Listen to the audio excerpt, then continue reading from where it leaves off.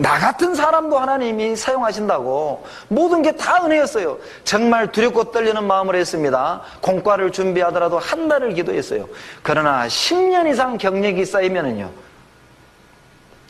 토요일 날 밤에 공과 준비하는 거예요. 스킬이 늘었거든요. 처음 구역장 될 때의 마음을 기억해 보십시오. 처음 내가 봉사를 시작할 때 우리 마음이 어땠습니까? 우리 모두는 두려웠습니다. 잘할 수 있을까? 내가 해나 끼치진 않을까? 폐가 되진 않을까? 그러던 사람이 이제 경력이 쌓이고 쌓이면 자기 목소리를 내는 거예요. 뭘 모르니까 저렇게 한다고, 이렇게 해야 된다고 판단하는 거죠. 자기가 안다는 착각에 빠지게 되는 겁니다. 그때부터 맛을 잃어버리는 거예요.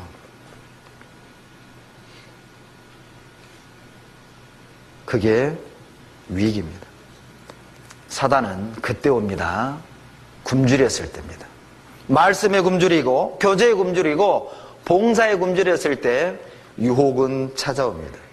두 번째, 언제 사단이 우리를 유혹합니까? 어렵고 정말 힘든 상황이 생길 때, 회피하고 싶은 유혹이 옵니다. 시편 55편 찾겠습니다. 시편 55편 6절.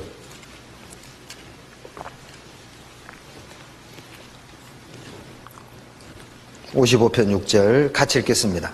나의 말이 내가 비둘기같이 날개가 있으면 날아가서 편히 쉬리로다. 너무너무 힘든 거예요.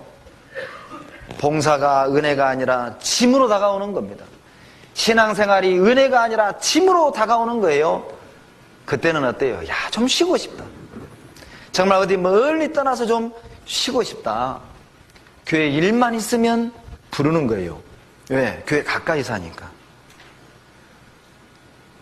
처음에는 정말 나를 불러주신 것을 은혜로 생각했습니다. 1년, 2년, 그리고 어때요? 신앙에 문제가 생길 때 이제 이게 불만이 되는 거예요. 왜 나만? 왜 나만? 그런 마음이, 봉사가 은혜가 아니라 짐으로 다가오게 되면 어때요? 떠나고 싶어요. 어디로요? 야, 양주로 이사 갈까? 구리로 이사 갈까? 막 별 생각 다 올라오는 거예요. 그러죠? 내가 비둘기같이 날개가 있다면은 떠나고 싶다. 쉬고 싶다. 유혹이 옵니다. 힘들고 어려운 상황이 생길 때. 사도행전 13장 13절에 보면 1차 전도 여행 당시 마가가 동행했습니다. 그런데 버가에서 비시디아 안디옥으로 가는 순간에 마가가 중도에 포기하고 돌아가 버려요. 왜 그렇습니까? 버가에서 비시디아 안디옥을 가려면 타우루스 산맥을 넘어야 됩니다. 이 너무 험한 산이거든요. 넘다가 죽는 경우도 있고 도적이 많아요. 그러니까 이 마가가 그 고난이 싫어서 돌아가 버린 겁니다. 우리 그럴 수 있거든요. 여러분, 시간이 넉넉할 때 봉사하는 건 그건 상식입니다. 그러나 그 바쁜 중에도 시간을 내서 봉사하는 건 믿음입니다.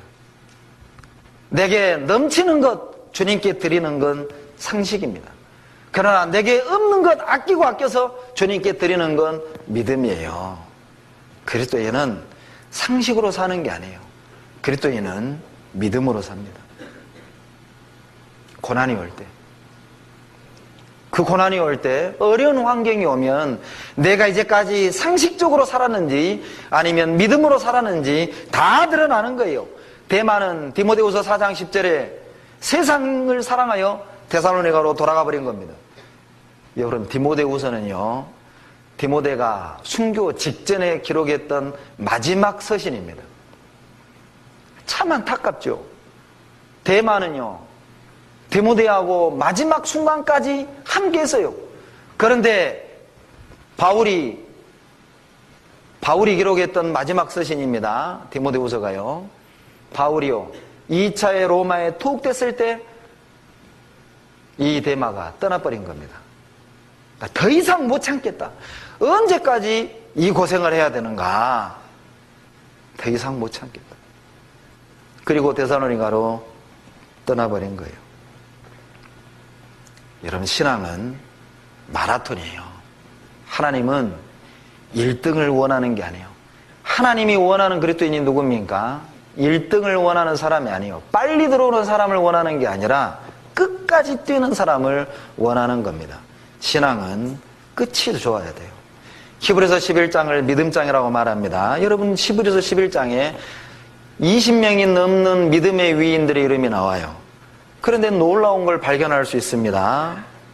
거기에 들어가선 안 될 사람이 들어가 있어요. 인간적인 기준으로 볼 때 말이죠. 누구냐면 삼손입니다. 삼손은 어때요? 여자에게 유혹을 받아 져서 두 눈이 뽑혀 죽었던 사람입니다. 그런데 삼손은 들어갔고 인간적인 기준으로 보면 믿음장에 들어가야 될 사람이 빠져 있어요. 누굽니까? 솔로몬입니다. 솔로몬은 잠언 전도서를 아가서 3권을 기록한 사람입니다.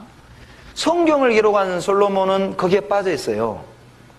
이유가 무엇입니까? 삼손은 끝이 좋았어요. 솔로몬은요, 끝이 안 좋은 사람이었습니다. 여러분, 구원을 받고 어제까지의 삶이 실패의 연속이었습니까? 괜찮습니다. 끝이 좋으면 됩니다. 너무 실망하지 말아요. 너무 낙담하지 말아요. 여러분, 구원받고 지금까지 정말 흐트러짐 없는 신앙생활을 해왔습니까? 그렇다면 교만하지 마십시오. 끝이 중요합니다. 넘어질까 조심하셔요. 언제 사단이 우리를 유혹합니까? 어렵고 힘든 상황입니다. 그리고 또 한 가지, 사단이 언제 우리를 유혹해 오죠? 바로 성도들과의 갈등이 있을 때입니다. 성도들과 갈등이 있을 때 교제와 봉사를 멀리하고 싶은 유혹을 받아요.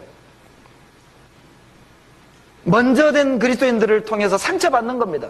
먼저 된 사람들에게 배신감을 느끼는 거예요. 야, 구원받은 지 10년 됐다며. 저분은 임원인데 어떻게 저렇게 말하고 어떻게 저렇게 일을 처리하고 어떻게 저런 행동을 할 수 있는가? 상처를 받는 거죠. 야, 이게 성도냐? 이게 교회냐? 이게 그리스도이냐? 너무한다. 이방인도 이렇게 안 한다. 근데 실은 이방인은 더 하거든요. 근데 그런 유혹을 받는 거예요. 야고보서 3장을 보시겠습니다. 야고보서 3장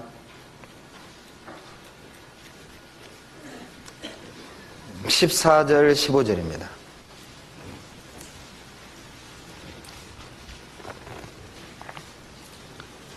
같이 읽겠습니다.